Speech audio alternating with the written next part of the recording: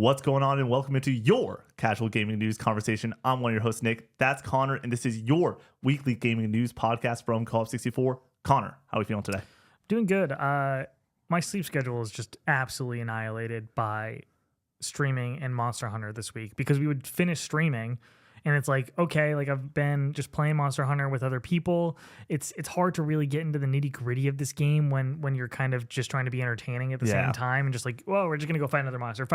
Like, I don't like fully understand everything that we're doing, but I'm having fun. And then right when we get off stream, it's like, okay, I want to understand this like deeper. So then I play for another like 2 or 3 hours. And then all of a sudden it's 1 a.m, which I do not do during the week ever. And I'm just like, okay, I'm good to go to bed now. And then I did it like, I'm not doing it tomorrow night. And then I do it again the next night. I'm like, okay. My favorite thing is this is just so not like us, where often I'm the person that stays up crazy late and sleeps in and all this stuff. But I've been getting texts from you at midnight where I'm already asleep, and then I get a text from you at like 7:30 and I'm still asleep, and I'm like, Connor's burning on both ends right now. You're making it happen, dude. But has Monster Hunter been worth to make it happen? Yeah, Have you been having a good time? I think it's a great game. I think I have personal issues with it, but when it comes to like actually talking about the quality of the game and what Monster Hunter fans seem to be looking for out of it and what newcomers seem to be looking for out of it, I think it strikes a great balance in a lot of areas. We're going to do a full review, of course, for the casual gaming conversation for the main podcast this week, but I'm excited to get more into the end game stuff. We've done quite a bit of it at this point, but like even then, having spent another 10 hours after the credits have rolled, I feel like I don't understand this game at all still. Like there's still so much to learn and so much to get into. So I'm excited to spend more time this weekend doing that, as well as playing Split Fiction, which I played for a couple hours last night. You've played a whole lot I'm more. at like 8.5, 9 hours into Split Fiction, and it's been out for like 25 hours thus far. Mm-hmm. It has been one of those, just like you, me, and Brady have had so many conversations about the channel, just like, it's grind time, baby. We just got to keep going. There's so many things that we got on the horizons that we're playing right now. There's just so many things. There are so many games coming out in March, and then like it's like it does not slow down at all in April. What is April? April is South of Midnight. Right. For some reason in my head I was like, March has South of Midnight in it, but it's at the start of April, right? Yeah, April, I think 8th, and then there's 5 days early access on that one. And then Claire Obscure is the other big one in there. And then which one are you more excited for? Claire Obscure, and I don't think it's close at this point. I think that if you had asked us before the previews came out and people had gotten hands on, I think it would have been really close. And I would have expected you to say South of Midnight. I would have said South of Midnight. But now that both of the previews are out, and one of them is leaning a little bit towards it's okay, and one of them is leaning towards this is going to be excellent, I'm like, okay, baby, let's play some Claire Obscure. I had a conversation with Brady. I'm like, Claire Obscure, I think, should be your first turn-based JRPG, like, or even though it's not a JRPG, it's from a team from France and everything, but like, this might be the one for him because it's short. There's the active aspect of it when it comes to the battles and everything. Mm-hmm. I'm like, this might be a Brady-ass game, especially apparently the themes that they're leaning into are more mature, intense themes. The acting in it apparently is awesome. I'm so excited for this. I'm so excited. The concept at like a base level, I think, is super interesting, like, and very unique. So I'm really excited to see how the story goes. Connor, we could blow up this entire episode and just make this a spring game preview and just run that. We don't never do that. It's always the fall game preview. It's always the halfway preview. But normally there's not enough spring games to talk about, and that's why we don't do it. I feel like the spring of this year is going to be more stacked than the fall.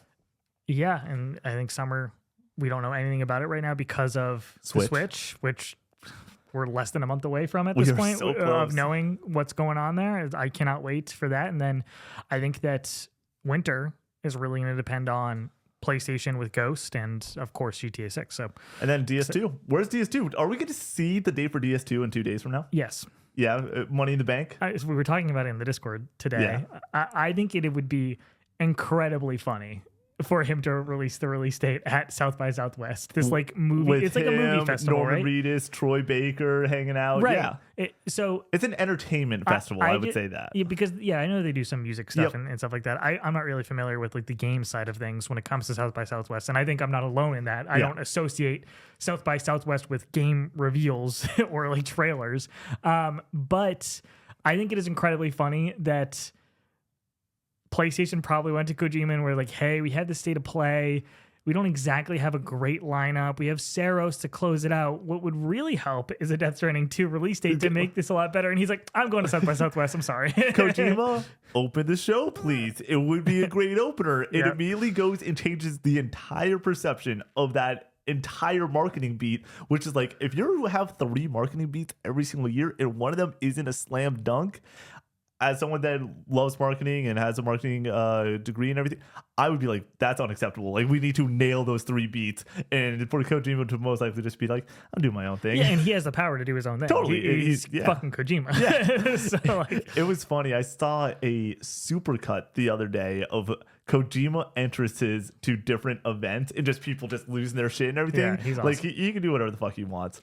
Have you noticed that my entire Instagram stories is just music or Kojima repost at this point? you've told me this. I don't go on Instagram at this point Really? other than looking at the Co-op 64 Instagram because that's what is like default logged in Oh, really? to the account at this point because that's I post everything, which I used to obviously have my own account logged in there, but now I have to switch it and I just never do that. That's so funny. I'm not a big Instagram guy anyways.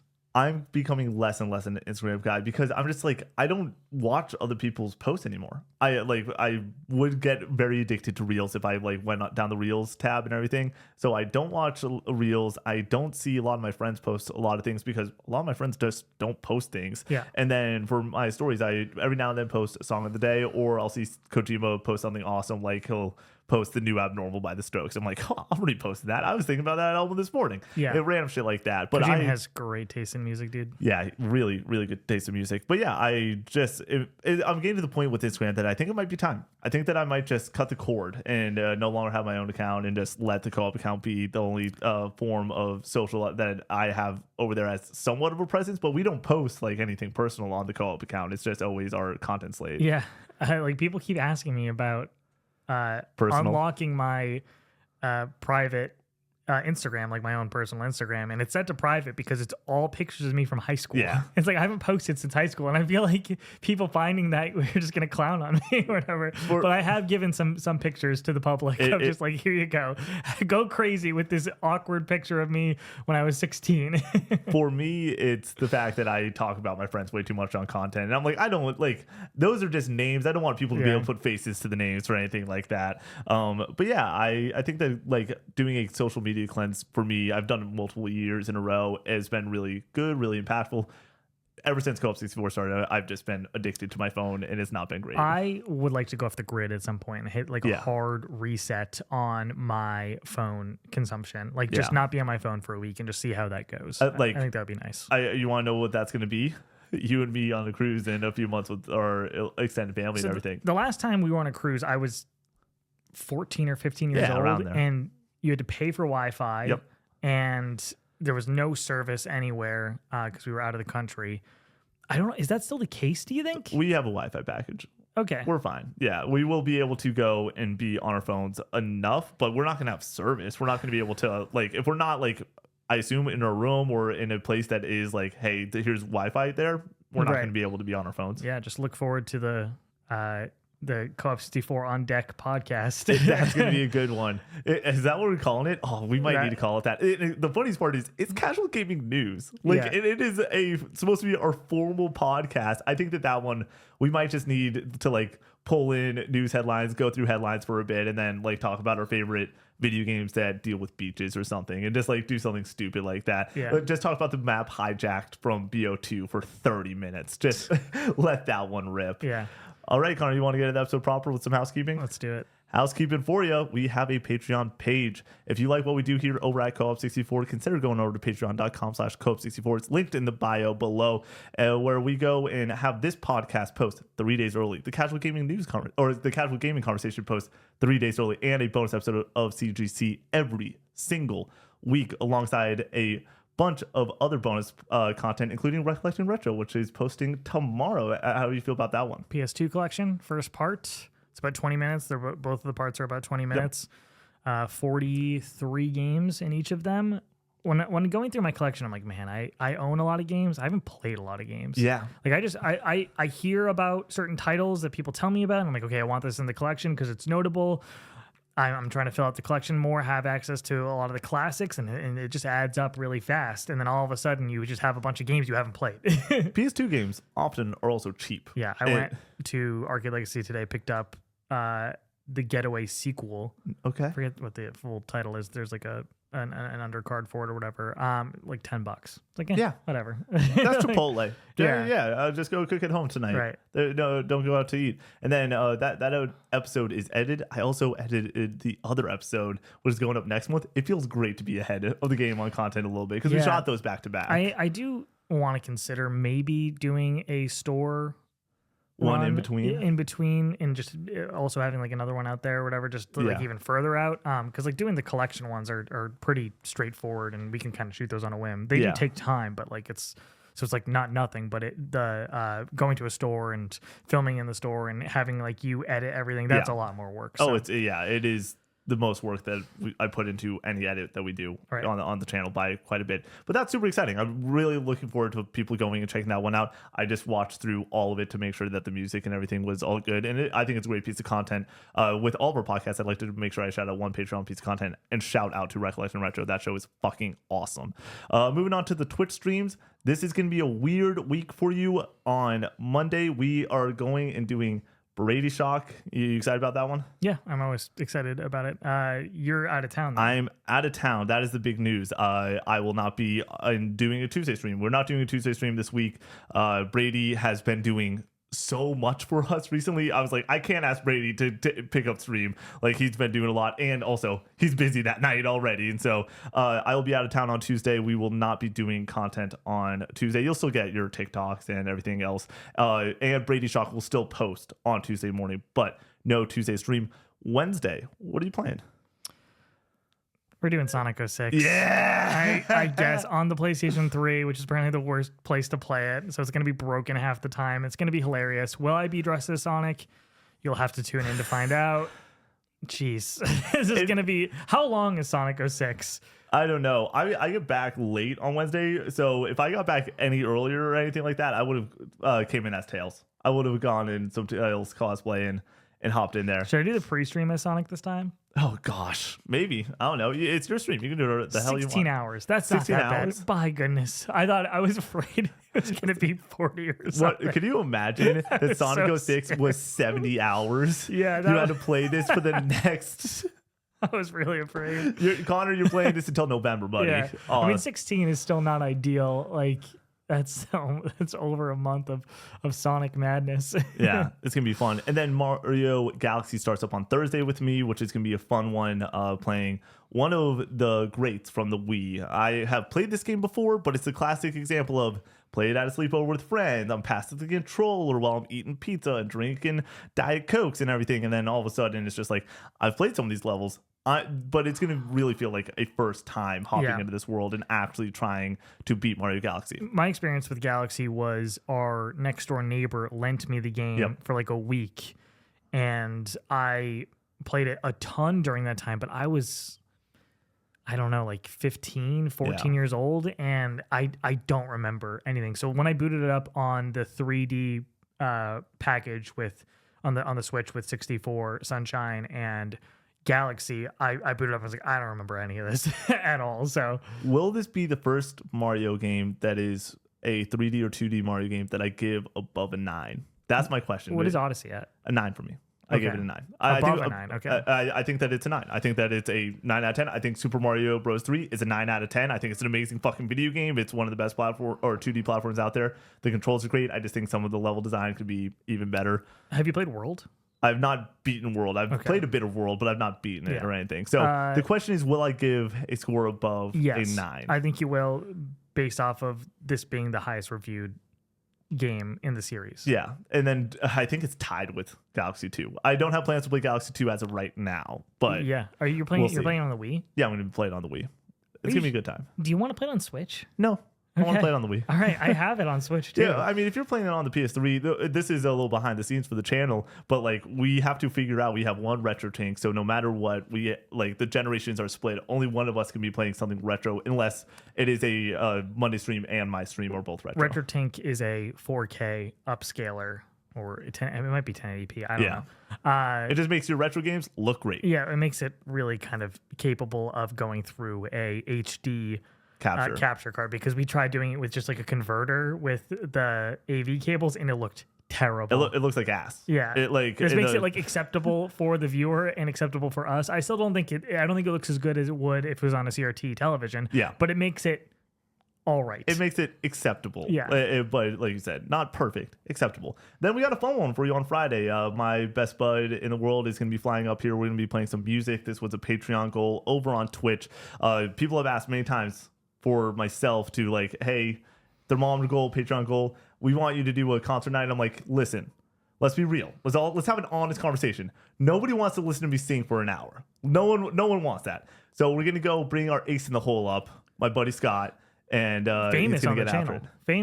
Famous for being the intro to our streams for Nick specifically. I mean, Brady also does it. Does it. His music's not DMCA'd. So our like even back in like 2020, I was playing his music to intro shit for us, and like I love his music. So it won't just be his own music though. We're gonna obviously be breaking out just a lot of karaoke hits, fun stuff for him to play. He still hasn't sent me the set list. We don't know how long it's going to be. I think we're going to start up around 8, but obviously things can change. He's flying in around like 7, so I'll have things set up and we'll just try to get it going from there. But we don't know how long the set's going to be. It probably is going to start around 8, but what I can promise is there's going to be a couple drinks. It's going to be a shit ton of fun, and this hopefully is like the moment that it's like, all right, we did the concert thing. We had a nice little fun moment. Please, no more asking for it. I will still play guitar every now and then on the Tuesday, Thursday streams, but like this every now and again. It's every single stream, Nick. No, here's the thing. Sifu? No. Well, not every stream. You gotta lock in for Sifu. The 2 of those streams, I like did not play guitar, and then I was like, I'm so frustrated, and I just want to take guitar breaks all the time. Every now and then, though, I try my best to keep it locked and loaded.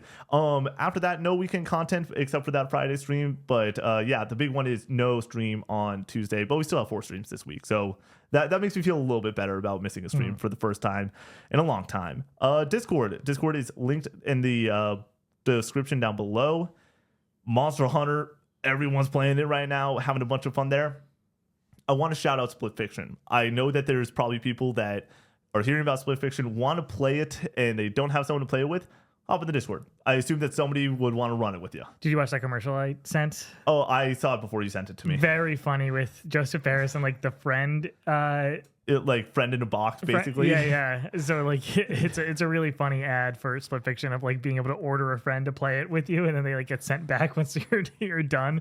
It's a good ad. So if you see that, go check it out. It's funny. Also, Joseph Ferris, top of his game right now, seeing all the interviews and everything. He is, well, we talked about it. I think it's one of those hot takes that I brought up more than, I think maybe any other hot take. We need more faces in the industry. Joseph Ferris is one of officially the faces in the industry. Like, for sure. It's wild how he's gotten to this point with the fuck the Oscars thing at the Game Awards, and then coming back every single year and then winning the game big of the year, and then showing off his game last year, and it's already out. Like it's wild. I'm a firm believer in like destiny and everything. Like I believe in greater powers. I don't know what karma this guy pulled off, but for him to go and like have that, it couldn't happen to a better guy sort of deal. Like he seems to be awesome, and like for him to go and then win the big one, like. I look at It Takes Two, and I think it's a pretty great video game and everything. And we'll talk about Split Fiction on the main pod in a few days and everything. But when I went and was like looking back and seeing him win that, I'm like, a year later that game comes out, probably doesn't win. You got Elden Ring right there. The year before it comes out, you got things like The Last of Us and Hades. Like it was perfect timing, perfect moment, and like really just awesome for that team. I predicted that. Remember? You did. Yeah. You did. I said it was gonna be Deathloop, but you were dialed in. I was on like there's too many games. They're all good, and It Takes Two is weird and has like this cult following, but like everybody who plays it absolutely loves it. It's gonna win. I think it has a shot or whatever. And then when it happened, I was like, yes. Man, we've been podcasting together for a long fucking time. That 2021 Game Awards. Jeez Louise. Review us over on Apple Podcasts. We have new merch. Go and check out co-op64store.com. And for the comment section, if we get anything wrong during this episode, please don't be afraid to go to the comments below and let us know what we got wrong. So on the next episode, we can set the record straight. Headline number 1, The Last of Us creator cast doubt on a third game in the series. This is Tom Ivan at VGC. Naughty Dog's president has cast doubt on the future of its The Last of Us game franchise. telling fans not to bet on there being a third series entry. While Neil Druckmann has previously said that there could be a third Last of Us game, as he thinks there is more story to tell, he now suggests that that might not be the case. I was waiting for this question, Druckmann said when Variety raised the prospect of a third game during a recent interview. I guess the only thing I would say is don't bet on there being more of The Last of Us. This could be it. Druckmann said in April of 21 that a story outline has been written for a potential third game in the series, but that it wasn't currently being developed. There's a few more quotes of like, it's been said often that this is going to happen, and now this is the first time that it seems like there's some doubt in the world. My question to you, Connor, is Neil Druckmann telling the truth here, or do you think that we might actually not see more Last of Us? I think he's setting expectations, so no matter what, Naughty Dog comes out with a win. You know what I mean? Like that there isn't this disappointment that's going to happen if The Last of Us 3 never happens. He's saying like, it might happen. It could happen. We have ideas for it. Now it might not happen at all. It's like, I think he's just setting himself up in a good spot, setting Naughty Dog up in a good spot. Personally, I would like them to not make more The Last of Us. Yep, you've always been on that train. Well, when The Last of Us 1 finished, I was like, don't touch it. That's an immaculate video game. You don't need to add to the story. I like the ending being a little bit more ambiguous. Leave it there. Then they go on to make The Last of Us 2, and it's even better. So I was wrong. The Last of Us 2 ends. I think, personally, I've heard other people say the opposite. I think The Last of Us 2 ends pretty definitively. Yeah. There's some loose ends, but the stuff that they could kind of tug on there, like, I'm like, I don't really want them to explore this or that. I think it's fine the way that it is. I don't want a third The Last of Us. But I said that about The Last of Us 1. So clearly I can be wrong again here. But I need to be consistent with my narrative that I would prefer them to do new IP. We're getting Intergalactic. I'm stoked about that.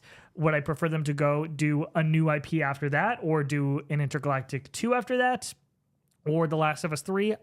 I would rather them do another new game after Intergalactic, depending on where the Intergalactic story goes. Yep. That might be a different story, but I'm always in the ballpark of wanting new IP. That's what I want. So hearing that there's potentially not going to be a third game in one of my favorite franchises of all time, I know that might be a little bit surprising that I'm like, I don't really want that in the first place, but that's how I feel. So. Yeah, for me, it's funny because I'm like, I would do anything for The Last of Us Part 3. I find it funny. I've thought about this all week since this story's broken. We did The Last of Us Drunk Explains. I assume Druckmann saw it and was like, honestly, it's perfect. It's a perfect story. These guys nailed it. They nailed the retelling of this. We don't need any more of it. But in all actuality, I do think that this is, like you said, like him covering his ass a little bit, where like before this news story came out, I would have bet anything that we have a Last of Us 3, because the Last of Us 2 documentary ends with, hey, I think I got a script. Like, I think I got an idea. There's been some level of confirmation of like, yeah, there is that idea out there. I finally have it. Working on Intergalactic, it's an all-in project, you assume, from Naughty Dog, and so they're not really thinking about The Last of Us 3 right now. But I think that Neil, at this point, has so many avenues that he's in between the HBO show and Intergalactic and whatever he's doing next. And being the president of Naughty Dog, which Nick did not know before this podcast. I didn't know that he was the president. I just thought he was a director to multiple games and a writer on multiple games. I didn't know that he got promoted to being the president, which is awesome. That happened a little while ago, but it was like a one-off story. I don't think that's common knowledge. But like, once again, it makes sense. This guy is, when you think of Naughty Dog, you think of Neil Druckmann at this point. I want more Last of Us. I don't know if it's a Last of Us Part 3, but I think that going and having this IP just go away after the HBO show finishes up or whatever, I think is a grave mistake, because this is the most important IP to PlayStation, period, bar none. And we've talked about it often, where like the IP of The Last of Us is close to God of War. I don't think it's close. I think that it is in its own ballpark at this point, because the HBO show, because it is dominating things like Emmys and stuff like that, alongside being considered whenever you see a top games list of all time. It is The Last of Us 1 at 3, 7, 10, 1. And then The Last of Us 2 is also up there. Like, you can't go and just be like, we're just done with that. I think Uncharted was a great example of, like, they went and did 4 of those things and did the movie. It's all right to take a break now. I think that going and having only 2 games in this series is, you got to have a Sony person upstairs being like, we need more of this. They are begging them to make another Last of Us. But I do want to push back on the idea that, like, Uncharted took up the zeitgeist, or was a part of the zeitgeist for a shorter amount of time than The Last of Us at this point, right? Yeah, I mean, what? We're talking like 2017 Lost Legacy, so 10 years, and then this has been 12 years at this point? So just because you have more games in that time and you have less Last of Us games, you're still in... The Last of Us has persisted, and I understand people being like, okay, like, it's just been around for forever, like, we can move on to something else. So I'm kind of that mind that, like, I have enough The Last of Us at this point. It's been what Naughty Dog has been known for at this point for, what would you just say, 12 years? 12 years at this point. Oh, crap, yeah. 2013, yeah. 25 now. And just because we haven't gotten the same volume as Uncharted, it still feels like we've been in the Last of Us space for a very long time. So I'm okay with them moving on. By the time The Last of Us 3 comes out, you're gonna have how you think, so a 10-year, 12-year gap in between? I think that this is the most important part of this entire conversation, is where the game development's at. This headline to me is more of a overarching conversation of shit. Let's just say by some miracle, Intergalactic is out next year. Like, you're not seeing The Last of Us Part 3 minimum 2031. I would say realistically, you're going to get Intergalactic in 2027-ish, maybe early 2027. And then you get The Last of Us Part 3, 2032, 2033-ish. That kind of makes sense to me. If it's 2027, 2032, feel like 5 years. If we continue on the trend that we are currently on, that it's going to get longer. Well, I'm going to throw in there that they were obviously working on The Last of Us Factions for a little bit there. So I think that their game development time as a studio is 5 years for a major game.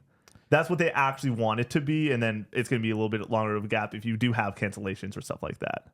What was in the future? Oh, I guess it was it only 4 years between Uncharted 4 and The Last of Us Part 2? But you also have Lost Legacy in there, which is an interesting one. Interesting. Yeah. I really hope that we can figure this whole development cycle just keep getting longer and longer situation. I really want them to figure out a way to make shorter, more affordable, but still, like, impressive video games. There has to be a sweet spot here. You know what I mean? With your prestige titles, and when I say prestige, I mean, like, when you think your major AAA, you got 5 years.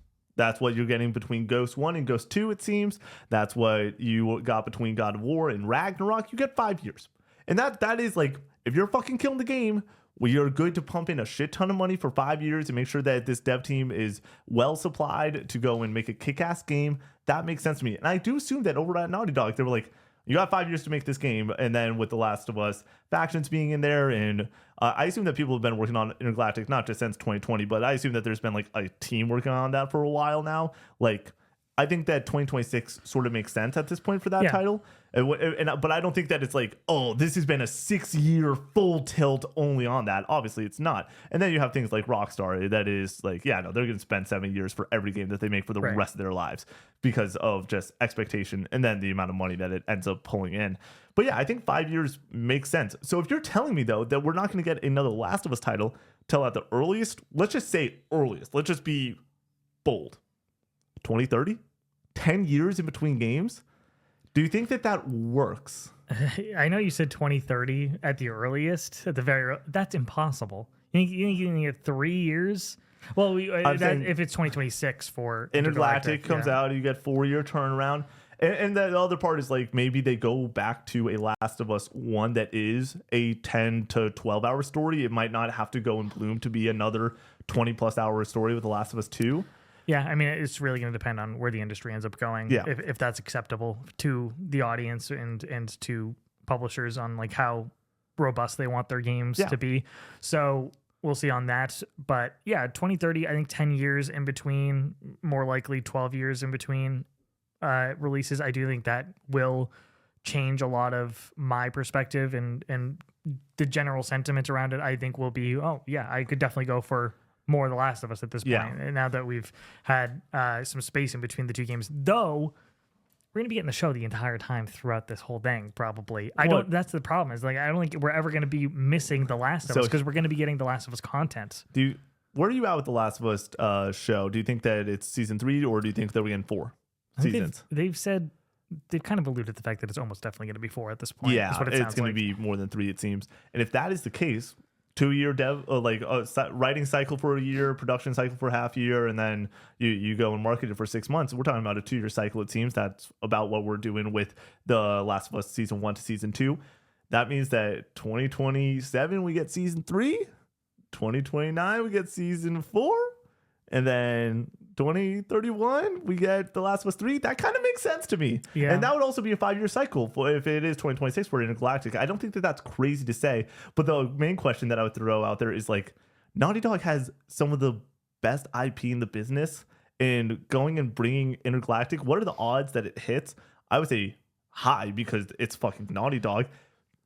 Are we going to be needing an Intergalactic 2? Is that the conversation that we're going to be having on this desk in a few years, where it's just like, fuck, like, what would you prefer? And the answer for me will always be, I want a Last of Us 3. You want to know why? Because I think that The Last of Us is the greatest story ever told. And if you can continue that story with the same quality, then sign me the fuck up. Yeah, but what if Intergalactic is like one of the greatest stories in video games ever? Then we're just absolutely, and it ends on a cliffhanger. Like, what are we going to do? Like, you're not going to be begging for an Intergalactic 2? Like, I know wouldn't you rather a continuation of a story that, like, definitely could use it rather than something like The Last of Us Part 2, which ends, in my opinion, pretty definitively and doesn't need to be continued? Okay. I think Intergalactic, depending on how it ends, could be something that they could set up a sequel for. And then it becomes a conflict between, do we want The Last of Us 3? Do you want Intergalactic 2? In my opinion, I almost always would prefer a new IP, but I would prefer a second Intergalactic, assuming that it's going to be a great video game. It's going to be Naughty Dog quality. It's going to be Naughty Dog quality. Then another The Last of Us, which we've already gotten 2 of, and is going to be in the zeitgeist because of the show this entire time. If you had to take a bet, what is the game after Intergalactic? If you had to, like, not what do you want, because we've had a lot of conversation about what you want, but if you had to go and say, hey, you're Naughty Dog, what's coming down the pipeline after Intergalactic, what would you push your chips on? You got to follow the money. It's The Last of Us 3. Yeah. Like, that's where I'm at. I'm surprised they're making Intergalactic. So, that's true. Because we didn't really touch on this. It's really awesome for Sony to just be like, do whatever the fuck you want. Yeah. Like, you would expect them to be like, The Last of Us is at the top of its game right now when it comes to the show being super popular.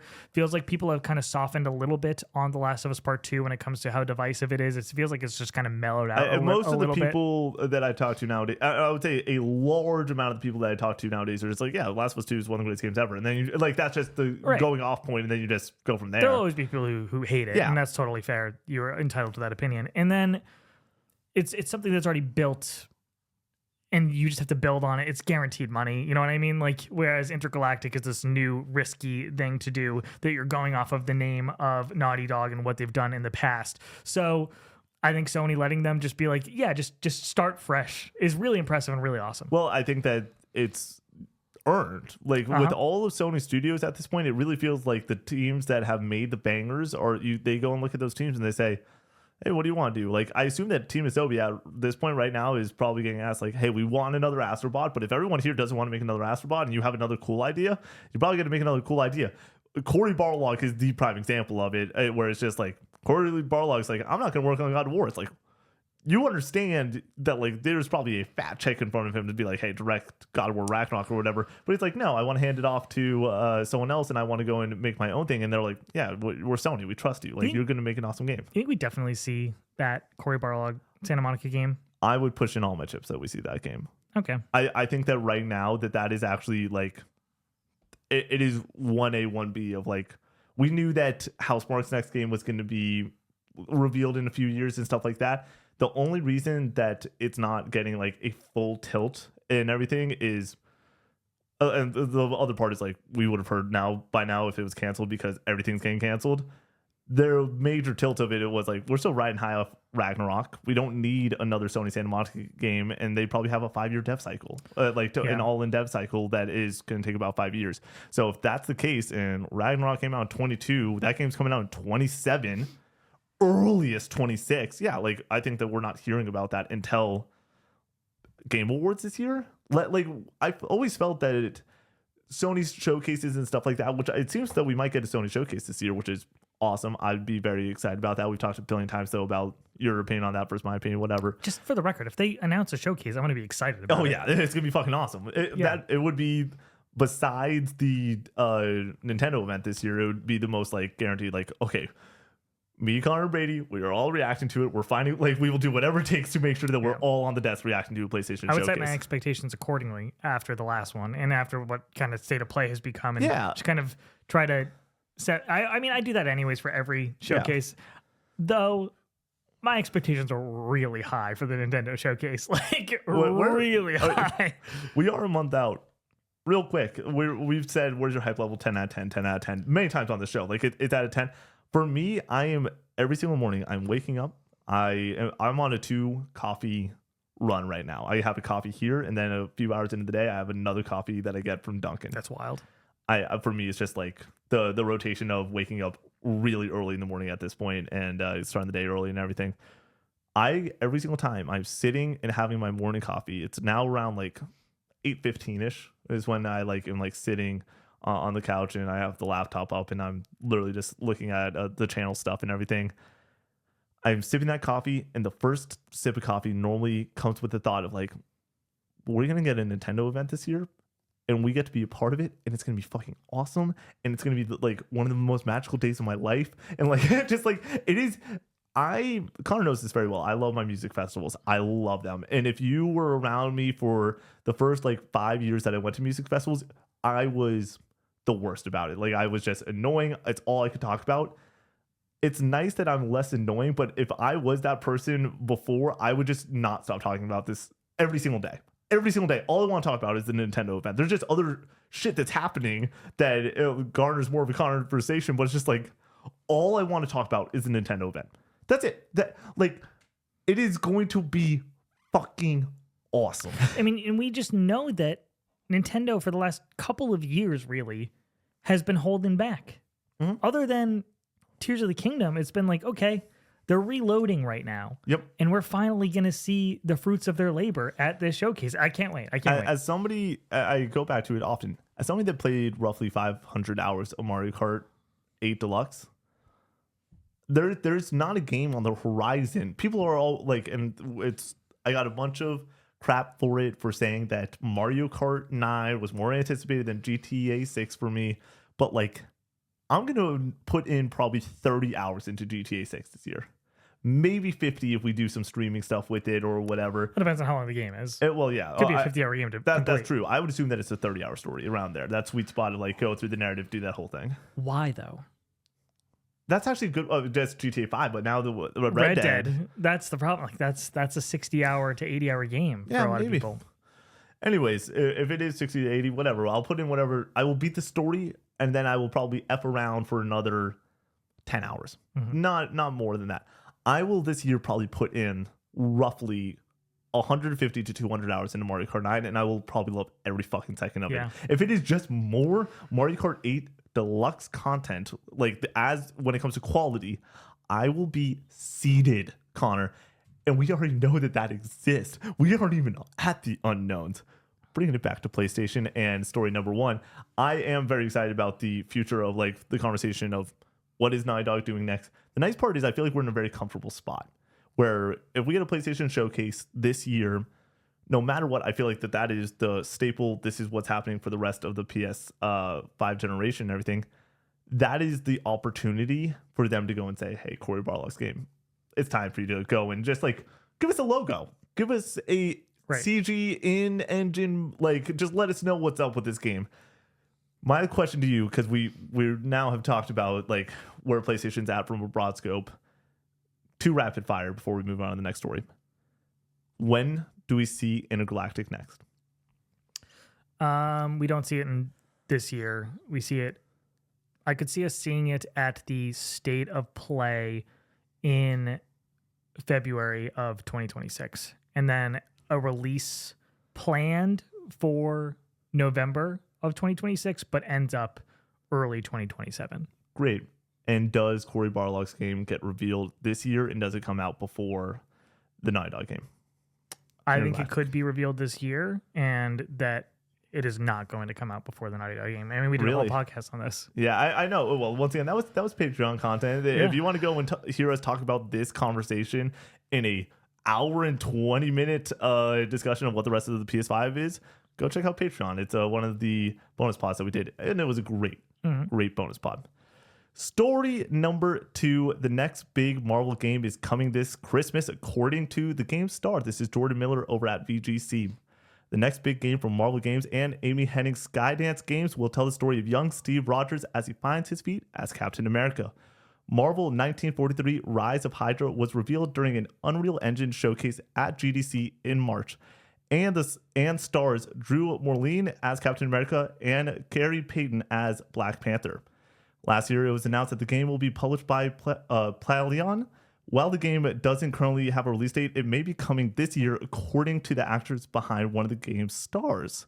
When asked about the release date of the game, Black Panther actor Gary Payton said, "We're still working on it. We're planning on 2025. We're thinking like a Christmas situation, but I'm excited." End quote. Connor, how are you feeling about this one? Fascinating that that's how that news comes out. We've heard video game actors do this for a long time, and they're not always right. And that's where I want to go with this one. Is this right? Do you think that this is accurate? Do you think that this is more like he heard it through his agent, who heard it through somebody else, that it's like, it might be one of these deals? Because that's the other part of the language of this. We're thinking like a Christmas situation is a phenomenal quote to go off of, because it's like so low stakes. If he's wrong, it's like, yeah, we don't really know what's happening. But if he's right, it's a really interesting conversation to see where this game lands, as it's a major Marvel game. But yeah, do you think that this is based in reality? I would say. Fun side story from this, when everybody was super stoked about Kingdom Hearts 3 and just looking for every bit of news about the potential of when that game was coming out, because it was announced in 2013. Obviously, it did not end up coming out until 2019. The Goofy voice actor said that like it was coming out soon in like 2017, and everybody was like, but the Goofy voice actor said, and then it just never came. It's like, why would he know? For Connor, sure. We need a Goofy movie in Kingdom Hearts 4 world. Yeah. I've thought about this now for a week now, and it has not left my Extreme brain. Goofy movie. Yeah. Okay. Well, there's 2 Goofy movies now. I want to see them shredding. Okay. That's where I'm at right now. Yeah, that would be fun. Anyways, that was a total. But when it comes to the voice actor in this game, I think that it very well could be correct. I wouldn't bet on it by any means. What I'm interested in here is the fact that if it does come out in 2025, did not see that coming. Yeah. That'd be awesome. I think that they've always had it scheduled for 2025, and like that's been one of those like word on the streets of like, yeah, it's 2025. Yeah, it's like this game is 2025. I've never heard that. Oh, I've always felt like the word has been that it's 2025, but it's not actually 2025. That it's going to end up being 20. Like it's one of those games that is just so ambitious, it seems, just from a visual perspective. Just from visuals, yeah. Like, and what it's also trying to do narratively, and it's Amy Hennig. Yeah, it's Amy Hennig. It's gonna be awesome. Like, I'm excited for this one, but I'm also just like questioning of like, does this originally, when this game got announced, I was like, this game's never coming out. Like, there's no way that this game ever actually sees the light of day. And now that we've seen trailers and like we've seen the in-engine moment of Cap talking to Black Panther and everything, I'm like, this could be pretty fucking cool. It's a very interesting concept for a game. It's not the direction that I think you would naturally jump to when it comes to a Captain America game or a Black Panther game, mashing those two worlds together. It's like, okay, yeah, cool. Like that's a fun, interesting, different idea. I'm kind of marveled out at this point. So would I say I'm excited about this coming out this year? Not necessarily. I'm excited for the people who are excited about it, though. You know what I mean? I'm excited that it's coming sooner than later. As somebody that is legitimately excited to play this one, this is like not in my top 10 most anticipated, but like this is one that no matter what, I will give a shot. Like no matter what my schedule is, I will find the time to go and play this and just see what's up with it. Depending on my schedule, I will find time to play it. Exactly. Well, if it is available or whatever. That's always the conversation with the way that the channel runs and everything of just like, sometimes we don't have time, and like I always have the very honest conversation with myself of like things like Metaphor last year. I was like, I probably won't have time. This is a game that I will try to find the time on the weekends or during the weekday. Like this is one that stream ends at 10. I'm not afraid to go at 10:01 and like say peace out, fellas, and I'm gonna go and just play more of this and try to get that game time in, because I'm legitimately really looking forward to it. But I'm always looking forward to because I'm so excited. It's because I'm really curious. I don't even, do we know what the game is necessarily? Like, I hope it's a generally linear type experience. I believe that there's 4 playable characters in this game. And it's fascinating. Like, and it's, I don't know all the details, but it's like, I've always been in the camp of like, if you have a game with a superhero IP, you probably should just focus on one single character. That's going to make your life a lot easier. But then there's things like Guardians of the Galaxy where they focus on Star-Lord's gameplay, and it's like people really wanted to play as everyone else, and so I don't know where you go from there. The thing is if you're going to have superheroes in your game, we've seen this with Spider-Man, it's like, don't make me play as somebody other than a superhero. Yeah, that's true. So going from Captain America to Black Panther, fine. Great. You're jumping from cool superhero powers to cool superhero powers. Switching to a soldier is such an interesting concept that I feel like they must have some sort of idea there to make it worthwhile, that it won't hurt the experience for you to switch off of a super powered individual to play as somebody who's just a normal human. So I'm really interested to see how that all works out. But I'm excited that people are excited about it. I'm excited to see how this game is structured because it's Amy Hennig. I know that she is like directing the story. I don't know if is she the director of the game overall? I can look that up. Or is she just writing the story? Go from there. Because if she's the director of the game overall, she's just known for making these more action-packed, linear, tailored experiences with Uncharted. That I would prefer this kind of game. It's directed by Amy. Yes. Cool. So I hope that the game is structured like that. The 4 playable characters kind of makes me think it's probably not, because I feel like that would be a little bit complex to do something more tailored with 4 characters. But we don't know anything about it other than that one cutscene that looked really good. But it is a cutscene, so I have many more questions about this with you. So I'm not in rapid fire territory yet. But if this game does come out in December, is it just going to be no matter what left out to die sort of deal? Because there's going to potentially be things like GTA. Obviously, the latest Call of Duty is going to be there. When I think of Marvel games, I always think of like that's the type of game that like my buddy Sam might pick up on a Series S. Like that's something that like goes and actually gets headlines outside of the gaming space in general because it's such a powerful IP. We've seen that with Marvel Rivals now. The power of the Marvel IP is so strong. We're talking about two of the biggest heroes in the Marvel IP with Cap and Black Panther. Do you think that it might not be the time and that it might get pushed for that reason? Or do you think that if it's good to go in December that they're going to release it? Feels like every year gets a December game that kind of takes over the gaming world, whether it sells super well or not. It takes over the discussion. Indiana Jones came out. I don't know how well that sold. It was on Game Pass, so we don't get the numbers for that. People were talking about that game. Yeah. People were stoked on it. I was stoked on it. I thought it was great. So I think that this could slot in pretty nicely, even with a storm of other games coming out before it. If it is, in fact, December, mid-December, I think that does bode well for it. I don't think it's getting sent out to die. I know that GTA is kind of a weird situation where like the wave that it has around it on both sides is much larger than the usual wave that it's going to swallow. Other type. Right. Yeah. So we'll see how that all affects everything. But I think that if it comes out in October and this is December, great. Like that's perfect. If it comes out early November and this is December, I think it's still okay. At least for us, like for people who play a lot of single player stuff, and I do not suspect that it will take me a month to finish GTA 6. I think for the campaign. Oh, that's going to be one of those. We take some time. We try to make sure that we're like each getting in a boatload of time on like just getting through that title because people will want to be talking about it with us and everything. I do want to bring this one up. We're thinking like a Christmas situation, but I'm so excited. This was the quote. Like a Christmas situation, when I think of, if you were to tell me like, oh yeah, Miles Morales, that's like a Christmas game. Like it's coming out around Christmas. I mean, that's sort of what it was touted as when it was initially marketed when the PS5 was launched and everything.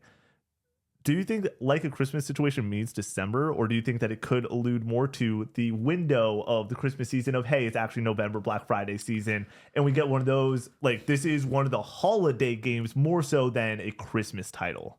Certainly possible. I would lean more towards the fact that it's a December game. It's very pointed with the word Christmas there to be Yeah. like around that area. But you could be right that it's like just in the Christmas season. It's like talking about how winter is technically all the way through March, but when you talk about winter, you think of December and January. Yeah. You know what I mean? So, And then honestly, a little bit of November and like Thanksgiving when it starts to get cold. You're putting the moment the Christmas tree goes up, it's fucking winter, everyone. I'll throw that out there. yeah, but we do it right the day after. I think that is the first day that it is acceptable to I'm right put a there with Christmas you. tree up. You do it the day after Thanksgiving. If you do it earlier than that, that's a problem. That's for not me. okay. I That's not okay. Do whatever the fuck you want. I'm Yeah, that's joking, true. but like we're just We're just bullshitting at this point. And then 3 days after the New Year. That's when it's got to come down. Yeah, I think that it's got to come down. I don't want to see a Christmas tree up during a New Year's party. that's interesting. Yeah. I think it's acceptable for me. I like having I love the Christmas vibe. Like just like being able to turn the main lights off in your apartment and just have like the Christmas tree lights. Yeah. Oh, that's the best stuff right there. Dude, you got the Christmas tree going, and then like for some reason we spend our Christmas often with our family, and we're very thankful to do so. It's often you got the Christmas tree lights going, and then on the TV it's some sort of movie, whether it's like it could be anything from like a 80s comedy, maybe even something like Dumb and Dumber's on the TV, or it's like Shawshank, like just like something that's totally I was gonna say it's like a Christmas movie. but Like sometimes Santa Claus it Coming is. to Town or That is something. true. Sometimes it is a Christmas movie. Year Without a When's the- Santa Claus. When's the last time you saw a Christmas movie? I haven't seen a Christmas movie in forever. Yeah, for me, I love those claymation Christmas movies, Oh, at least yeah. in my head. But they might just really be associated with great memories. Yeah, I and, think and- so. and childhood memories and stuff. When is it acceptable to still be saying Happy New Year to people? you get Happy New Year for 5 days. I think a You week get, is like okay. a week, yeah, around Yeah. a week. I would say the work week, but like if you're saying Happy New Year to me on January 11th, we have an issue. Like we're not friends anymore. And like that's one of those conversations of like somebody did that. I'd be like, oh, that's kind. Thank you for reaching out and like being kind to me. If it was just like a stranger or somebody that's like a cashier or something, and I would probably say Happy New Year back and just have that natural exchange. Yeah, I definitely got hit with one like at Kroger 2 weeks after the fact, and I said it back, and then I was walking away. I was like, Happy New But Year. if Brady came in to like stream and it's January 14th and he threw a Happy New Year my way, I'd be like, buddy, like let's have a conversation. Yeah. It's intervention time, dude. It is not okay. I have one last question for this story. You're feeling good on this game in general. Do you think that this game is going to go and really garner an audience, or do you think that it's just not? Do you think that it's not going to be great? I think that 5 years ago, when did Endgame come out? Endgame came out in 2019, so we're 6 years out. Yeah, so 6 years ago, at the peak of Marvel, I think that anything with a Marvel superhero in it was guaranteed to succeed. That is not the case now. That even their tentpole shows or movies like just are kind of hit and miss when it comes to the quality, hit and miss when it comes to how well they do at the box office. I think that we're a little late to the party here when it comes to Marvel IP, so it has to be great. And I think that with it being Amy Hennig at the helm, it's probably going to be great. Yeah. I would suspect it will be. I think that it's also going to be So great. I think it will do well. Yes. How well, it's all relative. So Did we guess this one when it came to the Metacritics that we did this year? no, I don't think so. I would Toss me a Metacritic. 84, 85. I like that. For some reason, I'm going to... Because Marvel Rivals even, I think that that's a very great hero shooter and everything. It's around like that 80-ish area. I think that this one's going to be like an 81 or 82. I could see it being an 87, 88 though. I also, Easily. yeah, it could also just fucking nail it. The big thing that I go back to, if you told me that there are 2 playable characters in this game and it is Cap and it's Black Panther, I'd be like, this could be an 88, 89 easily. But the 4 playable characters for me gives me a little bit of nerves being like, is this going to actually deliver? I Right. don't know. Story number 3, Gears of War Collection will feature co-op, but no PvP, Insider claims. This is Sam Seipel over at Insider Gaming. Quote, according to a reliable insider, the Gears of War Collection will not feature PvP, but include campaign co-op. Yesterday, new details about the Gears of War Collection surfaced through Detective Seeds on X. Their post stated that the game was seemingly added to the PlayStation Store backend, revealing new information about it. The leaker reported that the game will arrive in mid-2025, August, and will not include multiplayer PvP content. The focus will be only on the campaign. A reliable insider has now corroborated the information about the Gears of War collection not featuring multiplayer PvP. Jez Corden took to X later to reveal that he knows about the Gears of War collection PvP status. In his recent thread on X, Corden stated, "I too have heard no multiplayer." I think that, end quote, I think that this is just an interesting one at this point. Gears collection coming to PS5, that is such a huge news story. And when that happens, it will be story number one on this show. That's sort of where I'm at with it. Like, that is, even though Forza, that is a huge domino to drop, Gears is a different, it's still, I feel like the next one is just, this one's a different league of a Xbox IP coming over to PlayStation. Here, though, no PvP. It will feature co-op. What does this do for you? Let's bring in the co-op aspect of it, or just in general, wherever you want to take this story. Go ahead. This sucks that there's no PvP. Yeah. You get one go at this. Yep. You can't do another like package later down the line with the PvP, so we're just never gonna get that. They did it with Uncharted. The collection for Uncharted, they didn't include the multiplayer in that. They did it for The Last of Us Part 1, didn't include the multiplayer in that. That sucks, dude. Like, yeah, these tacked on multiplayers that are actually good, and obviously Gears of War I wouldn't even consider tacked on. That's like the focus for that's a one lot of the people. big parts of that game. Adds so much value to something, and when you already have the groundwork for it and you just need to make it look better and put it, I know this is oversimplifying it, but like, it's such a win that you could have something. I know that it's not going to print money for you the way that like a Fortnite, it's not like a live service game would, but it keeps people on your game for way, way longer. And as somebody who has no experience playing the Gears of War multiplayer, looks like that's never going to fucking happen. Like, I'm never going to do that. And hey, Gears of War you never know. When it comes to Gears of War in the future and what this means for it coming to PlayStation, I think there's still a reality where E-Day does not come to PlayStation day one. This could be still a part of the strategy of you reel them in with the Gears of War collection and then you get them onto your platform with Gears E-Day, day and date on Xbox Series or wherever it ends up coming out, if they are in fact doing another console sooner than later. That's kind of broadly rumored, but who knows if that's true. So I think that it's cool that it's happening. It is definitely a big domino falling when it comes to the PlayStation versus the Xbox situation. And I'm excited to play it on PlayStation. Cool that it's going to be on Game Pass, I'm sure. And we have already had conversations about playing this together at some point this year. No, this is, once again, Big Mac. Let's get that on the Extra Life thermometer. I think that will be our big Extra Life goal, would be doing a trilogy playthrough, you and me. We just do fucking all of it. And like, I think that would not only be like phenomenal content and everything, but like, really, that's one of those video game back ends that we don't know too well. Like, we should definitely get through the Gear series together. Yeah. So I'm excited about this happening. I am bummed that PvP is not in the game. I think that's a bad call. I don't think this necessarily puts in stone what the future of Gears is on PlayStation. We're still gonna have to wait and see on that. I expect Gears E-Day to be day and date on PlayStation. About to ask you. I do think that will happen. I don't want it to happen. I would prefer it to, just as from like a business sense of like wanting Xbox to be healthy and strong and have a reason to own an Xbox. I would like Gears E-Day to first come out on Xbox and then come later to PlayStation, but it's better for gamers in the short term, obviously, to have it everywhere. We already have the donut bet for Halo day and date coming to PlayStation, the next major Halo game. So I don't want to go and throw down another one for Gears because it's just the same fucking bet. If it's both, just a bigger donut. just a massive donut. You can't get it from Dunkin'. You just got to get like a... we got to find like a place that does specialty donuts. Big donut. Big donuts. That's the next Co-op 64 subsection. Okay, we're going to be a donut channel. All right, everyone. I don't even like donuts that much. I think donuts are just like, all right, you know, but it just works with our flow of like, we shoot content early in the morning together and donuts work well. I do want to I just want to talk about my opinion on all this real quick. Let's see what you got.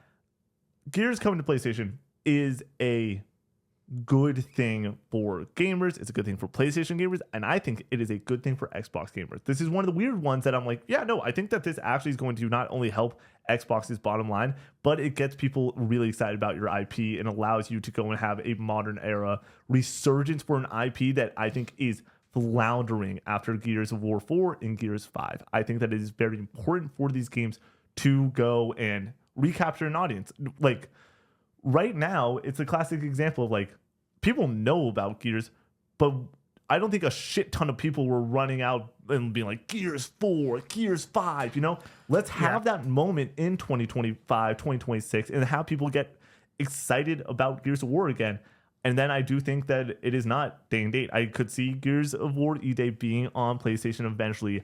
I think that will be the case for every single Xbox game ever, period, bar none. Everything will come to PlayStation and I think Switch 2. I assume Gears Collection, by the way, that's going to be a Switch 2 game. Yeah, I agree. Yeah. So with all that being said, let's go and have a great moment. In the summer, August, another one, looking at the content calendar, I think August is a great spot for this. Like where you got things like Metal Gear Solid Delta and Shinobi, but you don't have any like major heavy hitter that like no matter what is going to capture a crazy amount of people. So let's let people turn back the clock a little bit, have some fun, and then also get people like you and I who are a little bit more newcomers. I really like, it's the classic example. I'm like 10 years old. Gears of War when you're 10 years old is going to always be a great time, but I need to know whether these games are actually good or not. I do. I don't know if that's the case. I have fond memories with them, but like I need to know if these games are actually awesome, and this would be a great way to do so. My question to you is, when do we hear about this release? Is it Xbox Showcase that we get, hey, it's Gears Collection, it's coming in August? Or is it just a tweet that happens? Or is it the Gears team that comes out, does a video? Where do you think we actually get this information? Because right now we're still just living in rumor land. When are we going to get the info for this collection? Showcase, I think. I don't think we hear anything from Xbox between now and then, right? I mean, they might do like... Maybe a partner. Yeah, partner. What is it? Just a partner It's direct? a partner showcase. It is Xbox Partner Showcase. Yeah, partner direct is Nintendo. Yep. I doubt that they would show something of this caliber at one of those kinds of shows. That's an FBC Firebreak type of situation. This is way bigger than that. When do you think this next time we see FBC Firebreak? I don't really care. I don't know, but like I know you're huge into it. Here's the thing: what we just proved this past week at Co-op 64 is that we can play games that are new releases, which for the past year has not really been a thing. We've just always played like older titles, and then when it comes to reviews or just any multiplayer game in general, it almost always is just like, like we'll just go and play that in our own time or whatever. Mm-hmm. But Monster Hunter is the big one where I was like, this is a multiplayer moment. For streaming, this is a multiplayer moment. We had a multiplayer moment last year too with the hit game Concord. But we only did one stream of that. I like FBC is one of those games that I would love for the review to just be like, okay, like we go, it's an online game, so most likely there's no previews or anything like that. Day one, we drop in, we play the shit out of it. Day two, we play the shit out of it. Day three, we play the shit out of it. We put 15 hours in, we see what that game has to offer. We post a review, but let's do it all on stream. Let's make great content out of it. I do want to say, like, I think we're really far apart on our excitement for this game. Obviously, for FBC or Gears. FBC, great. Where like I just like, it's not what I like Remedy for, and they have no proven chops here to make a game like this. At all like video games. That is the sentence. I don't need every game to be a 10 out of 10. I don't need every Remedy game to be a 10 out of 10.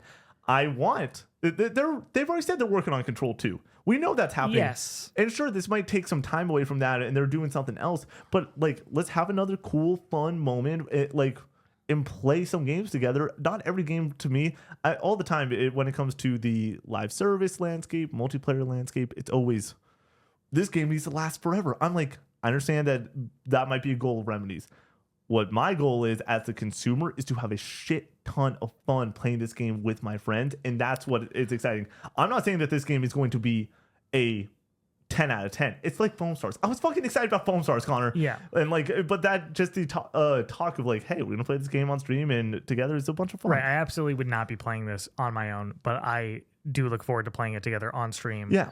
For one or two and seeing how it goes. But I'm about where I was with Concord as I am with FBC. Okay. If that makes sense. Yeah, like, you're just like, it's whatever. Yeah. To you. Yeah.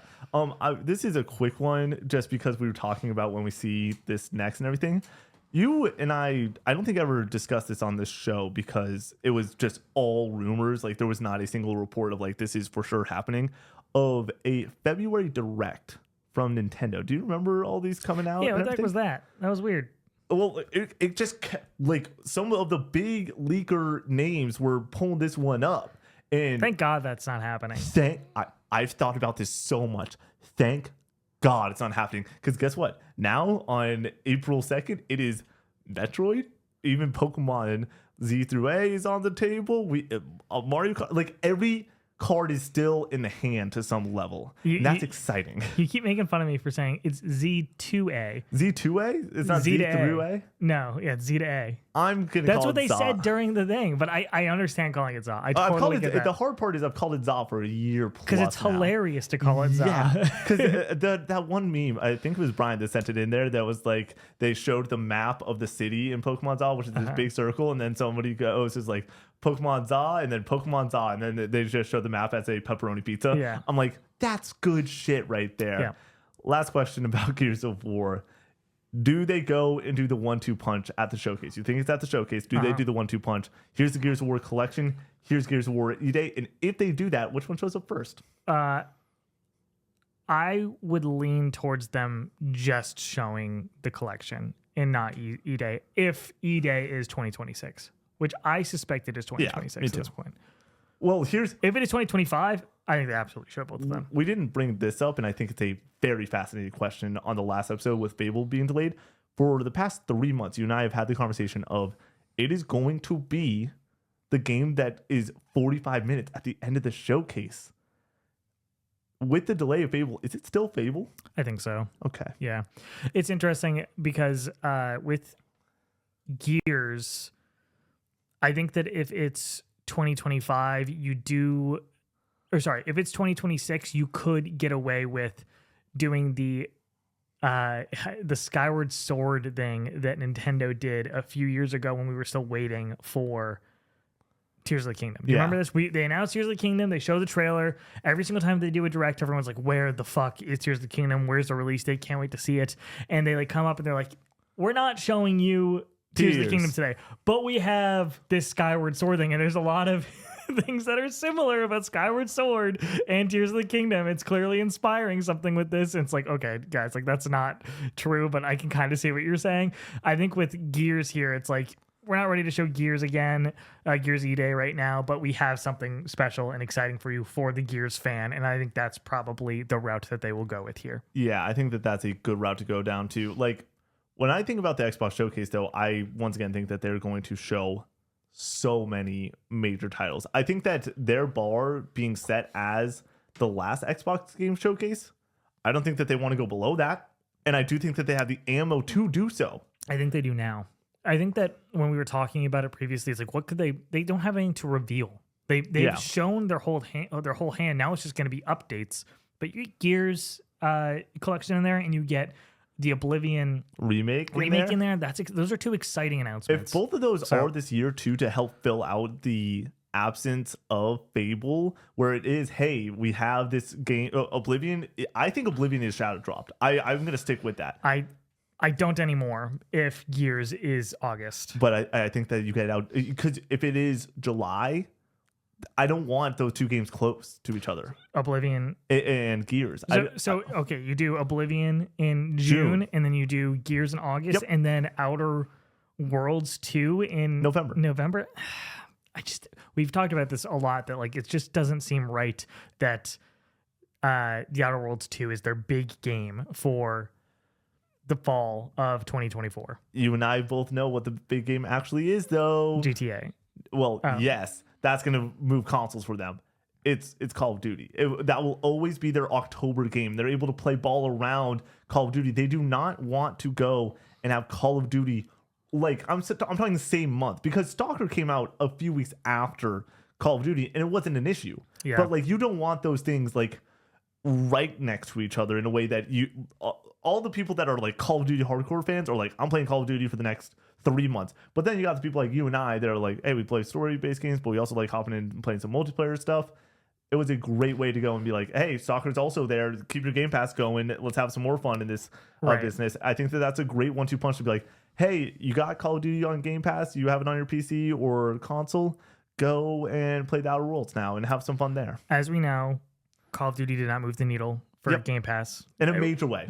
It raised it 2%. Yeah. Right? Well, once again, I believe that's the number, yeah. That's not good. Not in a major way. So I don't think that when it comes to associating things with Xbox at this point, I think a lot of people associate Game Pass with Xbox. So when it comes to Call of Duty being on there, and you would expect it to be blowing up and being this whole situation for them where it's like a moment in association with Xbox, we didn't get that because Game Pass didn't become this like major thing in that moment.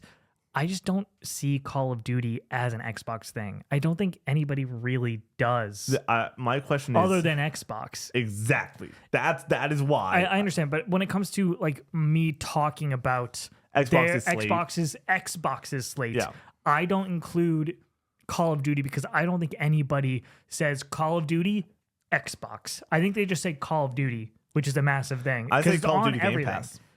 I do. I know you do, but it clearly didn't become this thing for them. I understand, but for me, when I talk about my Game Pass subscription, I do say that added value to it. That like then that's all a Game Pass is trying to get enough value for you to go and spend $240 every single year to go and be like, yeah, I'm going to keep this the entire year, which is a lot of money. But for me, I'm like, cool, $70 from COD every single year guaranteed. I'm always going to hop in and play COD.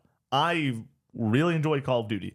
I don't think it's the best shit ever, but I put 80 hours into BO6 and it was a great Call of Duty. I put 30 hours, I think 45 hours actually, into Cold War, and that's a bad Call of Duty. I will always play Call of Duty. So having that go and be like covered by Game Pass does move the needle for me, and I bet it does for some Xbox consumers out there. But I do agree that people do not associate it. Like if I talk to Sam knows Call of Duty very well. He owns an Xbox. He does not associate Call of Duty being owned by Xbox. Like, he doesn't know about that probably. Like, that just doesn't connect. Whereas something like Gears of War or Halo, of course he knows that is an Xbox game. Yeah. We'll see how the whole schedule plans out. I would prefer Oblivion to be their big fall game. Yeah.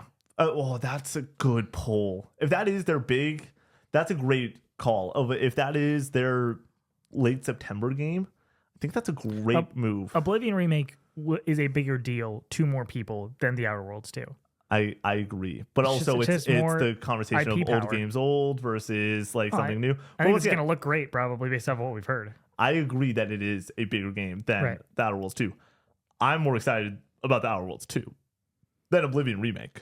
Where are you at with that? I think I'm more excited for Oblivion Remake. Is it just to be able to hop in and have fun with that one? It's one of those situations where I've obviously played Skyrim. I know what I'm getting when it comes to the combat, and I'm okay with lesser combat, generally speaking, to experience the world of Oblivion, this game that a lot of people consider to be Bethesda's best game. So I'm very interested in just trying it. And if it looks a lot better and if they tweak the gameplay, which I think we talked about that, right? They're changing the gameplay a little bit to make it a little bit more engaging. I don't remember that. I think that was in the story when we first initially talked about it. A lot of news stories on this show. Right. And that conversation has happened multiple times about that title in particular. If I'm wrong, let me know. But if they make the gameplay a little bit more engaging, if they make the gameplay like Avowed, that would be awesome. And then I think that's the best of both worlds. I've thought a lot about my Avowed review in the past week or so, a lot, especially after like playing Monster Hunter and thinking about the way I review games, the way I discuss games, and just generally like how passionate I feel about certain titles. I think that Avowed, in a very similar way to me, is the same way I feel about Hellblade 2. And I give them both 8.5s, where like I'm really passionate about certain parts of this, and it's like almost made me give it an 8.5. Avowed has a really good shot to not. Now that I'm thinking about it, like what's coming out this year, there's a good chance an 8.5, a really quality game, will not be on my top 10. When it comes to reviewing that game and giving it a score of an 8.5, feel extremely confident about it weeks later. Am I closer to a 9 or an 8 for that game? Probably an 8. Definitely an 8. If I could go and give it an 8.25, I would probably do that. Yeah. But I don't think I think it's better than great personally. I think I think the writing is really solid. There's a lot of writing, which is one of the flaws of the game. I think the writing is solid. I think the gameplay is super fun. I think the world is great to explore. Yep. I think the choices that you make at the end are like towards the end of the game are really compelling and really difficult to make and really weigh on you in classic Obsidian fashion. Like I think the characters are awesome. Yeah. I feel like we got a lot of flack for our Avowed review and like people disagreeing with it, but even with all of that backlash, I feel like I can back it up with this is why I like this game. Yeah. And I'm sorry, like I like it. I completely agree because I feel like the facts of what that game does extremely well, and I think the biggest turning point for a lot of people is the characters. If you don't fall in love with those characters, maybe this game it won't be for you because it isn't this super immersive RPG. And if you were looking for that, this might not be the title for you. But for us, it was characters are awesome. The combat in that game is just really fucking fun. I've heard some people don't like the combat. That's wild at all. to me. Like I've heard people say that they do not like they think it's extremely boring, and I'm like, I feel like we just played a completely different game. Yeah. And it might come down to like the weapon that you choose, which I'm kind of experiencing right now with Monster Hunter, where I started with Switch Axe and learned the ins and outs of it, and just like I really don't feel like the combat is I feel like it's kind of mindless. Even though I am doing more stuff and have learned more about the Switch Axe, I feel like I'm kind of on autopilot when it comes to fighting all of these monsters. And then I switch to Sword and Shield, and I'm like, oh, this feels so much better and makes me way more engaged. So I think it can really depend. That is a flaw of the game. Yeah. Inherently, like I think every weapon should be at least fun to play, or none of them should be fun, or all of them should be. You know what I mean? Like, that's what I expect is that like you should probably try to focus on having all the different playstyles to be enjoyable. If you're playing more Monster Hunter tonight and you want to stream some, we'll just fucking send. I just want to play more Monster Hunter. I tried to get you to stay up later for all of these streams and play more Monster Hunter. You never want to do it. Nick, every single time I do a stream, I'm exhausted by the end of it and ready to go to sleep because my bedtime is at 10 o'clock almost every night. But you're staying up till midnight recently. But I'm trying to play more Monster Hunter with you. You're like, oh, I'm EP. I'm like, come on. Like, I'm the one who was awake right now. I was always trying to respect Matt's time. And like, Matt can get off. We can continue playing together. That's true. That's a good point. But yeah, you say the word, man. We'll stream later tonight. There was a moment during the stream that a monster was knocked over, and I go into demon mode with the dual blades, and then there's a thing called Blade Dance 1, Blade Dance 2, Blade Dance 3, and I don't know how you would necessarily get to Blade Dance 3, but it pops up after a certain point. I think that you need to have your demon mode build up enough. Have you not done training mode and like watched a video? Oh, I watched a couple videos, but like a lot of the videos are more beginner aspects of it. I need to do a deep dive in on that. Fighting Cowboy, I think, is the creator. Okay. I've been following this guy here and there for forever. He's been doing the damn, like, I think I used him for my Bloodborne Platinum. Oh, cool. Like, he's just been around. He's got great weapon guides and everything. Yeah, for each weapon, he'll like go into the training thing and be like, "This is how you do this," and then I just follow along with him, cool. and like, okay, now I know how to do that, and then do the next thing, the next thing, the next thing, and then finally I'm like, okay, I understand everything. Now time to go do it in the field, and then I'll remember a few things that I did, and there's a few things that like I'm like, oh wait, how do I do this again? Like I kind of forgot. Go back to the training thing, do that again, try to master it. I think that process is maybe my favorite part of the combat is learning the weapon. So far I really do enjoy like being completely lost and then being like, oh yeah, now I get it now or whatever. Like I think that's fun, but then once I'm doing the same thing over and over again, it kind of weighs on me a little bit more. We'll see how long I enjoy Sword and Shield at this point. So it's gonna be really funny. I think that we're gonna be talking about Monster Hunter I think Monster Hunter will come up probably 15 more times on podcasts throughout this year. Yeah, I just think it's one of those games that like between like me and Matt playing it together for in the future. But then just too many games. Like I want like if I was not covering games, I would buy Split Fiction, I would buy Monster Hunter, and I would play that, and then like I would probably just be obsessed with Monster Hunter all the way through till Clair Obscure. Yeah, because I would probably end up skipping South at Midnight because I was really into Monster Hunter. But I do want to cover South at Midnight and see what that game is all about. So like it just the whole narrative just changes on everything. It's it's so much fun, dude. But to go and finish this story, I go into demon mode, the monster gets knocked down, and I do Blade Dance 1, and these blades are just flying, dude. They're just going crazy. And then I see prompt me Blade Dance 2, and then it's just more, and then it's Blade Dance 3, and I like set it on stream. I'm like, Blade Dance 3, like this like it's like every swing, it normally does anywhere from 1 to like 7 damage. I'm just rocking like 30 every single swing. So it's like 30, 30, 30, 30, 30, 30, 30, 30, 30, and I'm just like, This is some of my favorite shit ever. And we're Yeah. going to talk a lot about this on Casual Gaming Conversation together. And I'm so excited to hear Brady's input on this of just like, he played a bit with us. He's going to play a little bit more in the next couple days. But like, I'm so curious to see where he lands of just like how much fun he's having. Because here's something I need you to remind me for in the short form review for Monster Hunter. I need to bring back fun per second.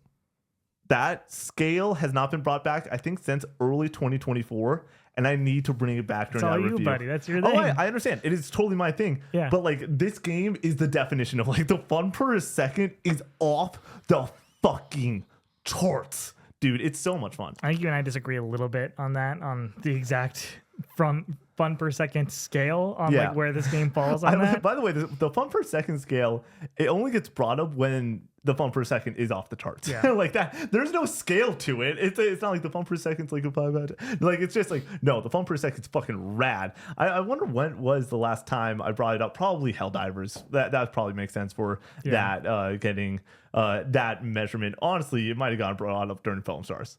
There's a chance. Yeah, I think that is the case. Honestly, thinking back on the review. Moving on to the next story, Tony Hawk's Pro Skater 3 and 4 launches July 11th on PS5 and PS4. This is Daniel Noel at the PlayStation blog. Quote, the Birdman returns in the next-gen remake of Tony Hawk's Pro Skater 3 plus 4 coming to PS5 and PS4 on July 11th. The legendary skateboarder series first launched on the original PlayStation in 1999, and the shred's not dead.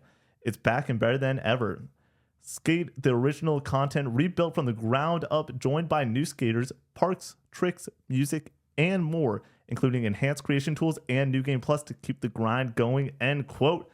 Connor. It's also coming to Xbox. It's coming everywhere. This was the first one that was pulled up, and it had, in my opinion, the best write-up on the end of this is what is new about this game. This is the fun about this game.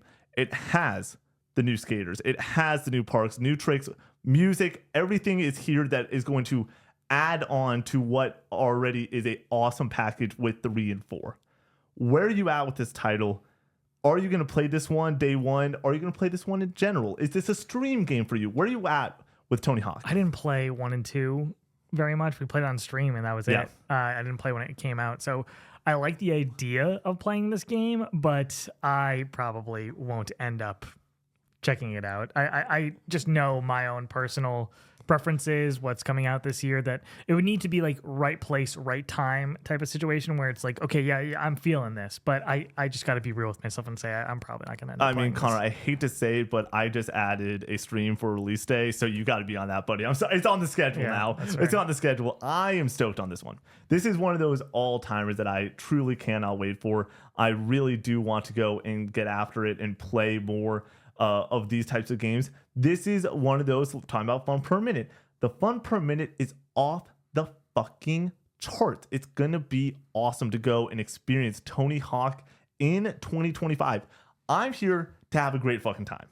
I don't know if you're here to have a great fucking time. I'm here to have a great fucking time. So when it comes to Tony Hawk Pro Skater 3 and 4, it's going to be a lot of fun, and it's going to be a great fucking time to go and play this one. So when it comes to Tony Hawk, though, just in general, are you, like, you have a good history with the series. And now that it's announced, did you want 3 and 4, or did you want American Wasteland? Or is this work for you? You have to do 3 and 4 after 1 and 2, of course. I think that they go to Thug next, Tony Hawk Underground, if they do more of it. I would like them to do a new Tony Hawk game, but we saw how that went, what they did when they did Tony Hawk Pro Skater 5. But I think that was just a situational thing. I think that it's Vicarious Visions. Yep. And this is being developed by Iron Galaxy. Yep. I believe. But apparently Iron Galaxy has some Vicarious Visions in there. So then, I believe, once again, please get in the comments below. I believe I've heard that. They clearly know what they're doing. It's kind of like the Silent Hill situation with Bloober Team. It's like, eventually you might want to let them just make their own. If you have a trusted team that knows and has been around this game or this franchise for a minute, like it's okay to let them see what they can do. I think we get that from Bluepoint as well, whereas we've talked about them working on a new IP eventually after doing remakes constantly. Like, let them make their own thing. And now it's even better here when it comes to Vicarious Visions, now Iron Galaxy, that They know what they're doing with this franchise. Let them go make their own. I mean, let's be real, Connor. The biggest headline here isn't that Tony Hawk's Pro Skater 3 and 4 is coming out on July 11th to a bunch of different consoles, and it's going to be this awesome product. That's not the headline. The headline is that I snagged this for $3 in our Fantasy Critic League. How does that make you feel? It's a good pickup. Like, you're making it seem like you've wrapped up the league at this point with this one pick. Last year, somebody was able to pick up Astrobot late in the year. Who did that, by the way? You did, Thank you. Still lost. You came in like 4th place. So, Connor, you brought this up, and I did have to look it up because I find it fascinating. Tony Hawk's Pro Skater 3 is at a 97 on Metacritic, 3 points above one of the first 2 games, 6 points above one of the first 2 games. And then Tony Hawk 4 is also, I believe, in the 90s. Well, Tony Hawk 4 also doesn't have all the content in the game. That's true. You hear about this? Yeah. It's like they're just changing like the format and making it just like the mission-based. Yeah, it's going to be more like 3's content, which some people are upset about. Some people prefer. More people want it to be like Tony Hawk 3 in general, and when it comes to the systems. And if that works, it works. The fact that they're adding more content to this is my big thing of like, sure, the Tony Hawk's Pro Skater 1 and 2, I believe, like, altered some maps to make it look a little bit more like in the future or whatever. Like, it has been many years since we've been to these maps. Them adding more content, them adding people like Doomslayer as a playable character. Is that on everything? I believe is that so. Just on Xbox? Which, dude, fucking sign me up. Like, this is going to be an awesome one. And yes, this is the moment that I got to say it. Like, let's be honest. Let's have a clear conversation. Peel behind the curtain a little bit. We have a Fantasy Critic conversation. I made the announcement after I got this. I'm going to win the fucking league. I'm going to fucking do it. Last year, I never said that. I never tried to win. I just said I'm here for the ride. I never wanted to go and say I'm pushing in a lot of effort into this. But the moment that I try really hard to go and win a fantasy league, I normally win that goddamn fantasy league. I'm normally pretty damn good. And this is one of those moments, Connor. My team is loaded. I got Oblivion Remake. We know how that's going. We know how that's going to go. It's game over, dude. I got South of Midnight. We really hope that that's a good one. I'm not sure that one's going to be a slam dunk. We got Ninja Gaiden 4, dude. That's going to be an 87. That's an 87. You picked that up? I believe. I don't believe I picked it up. I just had to be able to draft it. Yeah. Okay. Where are you at with Fantasy Critic? You feeling good? I haven't picked anything up yet. Sounds like you should have dropped $4 on. How much would you spend on Tony Hawk 3 and 4 now that you know that's out? I wasn't really chomping at the bit to pick that up. Like, I think there's going to be games later in the year that score better than Tony Hawk 2 and 3. 3 and 4, rather. I forgot what my number 1 pick was. It is a 3D mainline Mario game, which, if I had to bet, the highest game that will release this year is a new 3D Mario game. Yeah, the Pirate Yakuza didn't do what I was looking for. 81's solid, but it's not. I need to go back to that. I believe you do owe me a donut. Because I said that Split Fiction would have a higher review score than Pirate Yakuza. I need to go and rewatch that episode. Do you remember that? Yeah, I do. Yeah, well, we're going to go make that happen. I need to get the quote, but we might be getting a donut on Sunday morning due to Fantasy Critic. Final news story for you. Sega promises fewer new games, but deeper investments in Sonic, Atlas, and Like a Dragon. This is Andy Robinson over at BGC. Quote, asked about its plan for the next fiscal year, which runs from April 2025 until March 2026, Sega said it will release fewer full games overall. Currently, the company's announced full games, so those that aren't free to play include Sonic Racing Crossroads, Shinobi Art of Vengeance, and Project Sentry, plus its legacy IP revivals of Virtua Fighter, Crazy Taxi, Jet Set Radio, Golden Axe, and Streets of Rage. Quote, the plan is currently being formulated, but we expect the volume of new titles in full games to be lower than this fiscal year, Sega said of its plans for the upcoming period. So basically, we're going to get less, but it seems like they're going more focused with some of their larger IP. How does that make you feel, Con? Yeah, so if it's a quiet year in this next fiscal year, that's fine. They've been crushing it over the last 5 years or so. Yeah. Like that makes sense that eventually you're going to have a down year.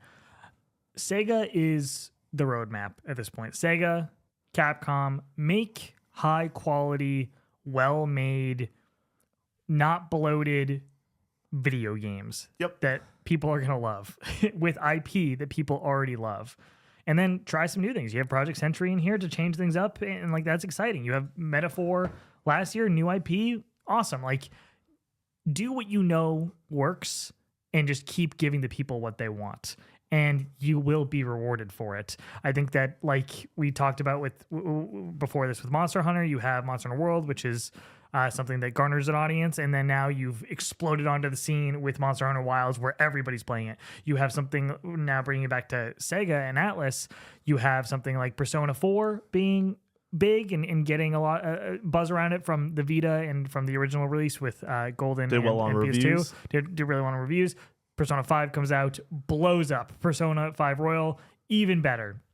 Metaphor, same team, great. Persona 3 Reload, 6, rock and roll. Persona 6 is going to be fucking huge. Yeah. They just know what works for them. They know what is going to be what the fans want, and they're going to focus on that and not chase what they're not known for. You know what I mean? Like they are known for these franchises. They're known for making high quality games now, which Sega has not been known for until recently, where like they've just been on a complete hot streak. And I would be them, and I'm looking at this, I'm being like, let's keep it rolling. We're not going to fuck up anything that we already have. A good thing is going right now. Let's just keep going forward with it. Connor, the Patriots dynasty that lasted 20 years during the NFL, for the NFL, was gone. It was exclamated by the phrase, do your job. You just got to go and do your job. And what Sega is doing right now is they're doing their job. They have the teams, they have the capability, and they are fucking destroying it with the IP that we know and love. Like even Sonic is good. Yeah, right Sonic is. I wouldn't say like it's like phenomenal, but it is doing what the fans want between having things like Shadow Generations come out. Is apparently fucking amazing. It's fucking rad. And then even like Frontiers, which is like a tentpole title, like the Sonic fans like that game. Sonic Racing Crossworlds will have an audience. And then you have things like Virtual Fighter coming back. Are you freaking kidding me? You want to know what I really want right now? Another fighting game that's not Tekken 8, because I keep playing fucking Tekken 8 every time I turn on my PlayStation 5. But I could go for a Virtual Fighter right now, and that would get me fucking stoked. I am really excited for Project Century when that drops. Really excited. Stoked. That's going to be freaking rad. Because it's like you can get into Yakuza. without having to play all of Yakuza. Yeah, you know what I mean? Like, exactly. It's way less daunting. You can just kind of hop in. We know Brady's stoked about Crazy Taxi coming back. That's going to be a bunch of fun. And I know that a lot of those legacy IP, a ton of people, it's the classic example of like, you might not be excited about this one, but one of them you are excited about, and let's get stoked on that. All of this is amazing. It's great for business. It's going to be a bunch of fun to play these games over the next year. And I just feel great right now with Sega. They are one of those like just S-tier publishers. Like they're just fucking destroying it. You bringing up Capcom, I think is a perfect comparison because they are two of the best of the best right now. We don't question them.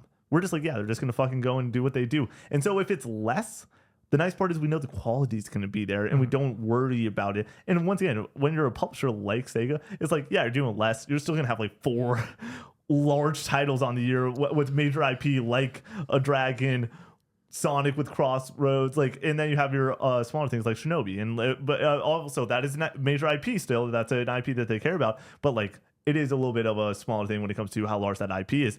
It's going to be a great year for Sega. It just might be a little bit of a smaller year, and I'm still stoked for what they're doing. Me too.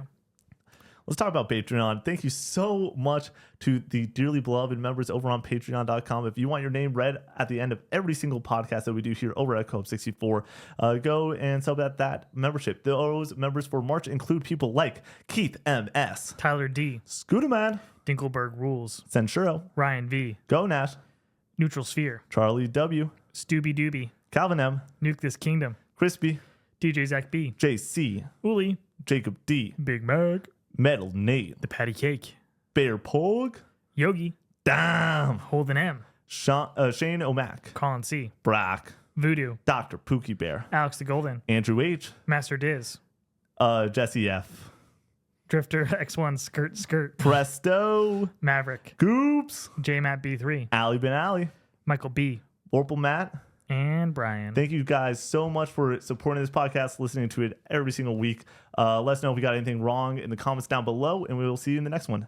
Peace out.